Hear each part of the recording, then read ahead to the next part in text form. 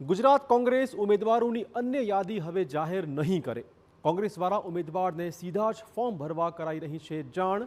કોર્પોરેશનના પ્રભારી, જિલ્લા પ્રમુખ અને તાલુકા પ્રમુખ ઉમેદવારોને ટેલિફોનિક જાણ કરી રહ્યા છે। જિલ્લા લેવલે લીગલ સમિતિએ ફોર્મ ભરવાની તૈયારીઓ પણ આરંભી છે। ફોર્મ ભરાયા બાદ પાર્ટીના અધિકૃત વ્યક્તિ મેન્ડેટ જમા કરાવશે। કોંગ્રેસની પ્રથમ યાદી બાદ બીજી યાદીની રાહ જોવાતી હતી। કોંગ્રેસે પ્રથમ યાદી 243 નામોની જાહેર કરી હતી। દાવેદારોમાં વિખવાદ ન સર્જાય તે માટે તેમને સીધા જાણ કરવાનો રસ્તો કોંગ્રેસે અપનાવ્યો છે।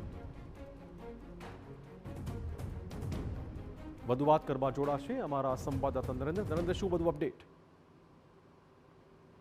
જી નરેન્દ્ર।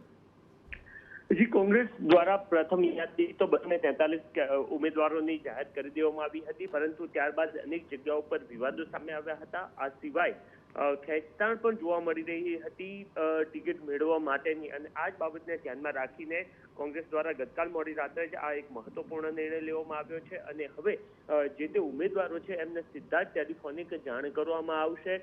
મોટાભાગની જગ્યાઓ પર આ પ્રકારની પ્રક્રિયા ગતકાલ મોડી રાતથી શરૂ કરી દેવામાં આવી છે, અને જે તે ઉમેદવારોને ટેલિફોનિક જાણ કરવામાં આવી રહી છે। જો મહાનગરપાલિકા વિસ્તાર હોય તો ત્યાંના પ્રભારી, જિલ્લાના પ્રમુખો અને એ સિવાય નીચેના લેવલ પર તાલુકા પ્રમુખો જાણ કરી રહ્યા છે। અને જે ઉમેદવારો આવતીકાલ સુધીમાં જેમને જાણ કરાઈ છે એ ફોર્મ ભરશે, ત્યારબાદ પાર્ટીના અધિકૃત જે વ્યક્તિ હશે એમના દ્વારા એમના મેન્ડેટ છે એ ચૂંટણી પંચમાં, એટલે કે કલેક્ટર કચેરી જ્યાં એમના દ્વારા ફોર્મ ભરવામાં આવ્યા હશે ત્યાં જમા કરાવવામાં આવશે।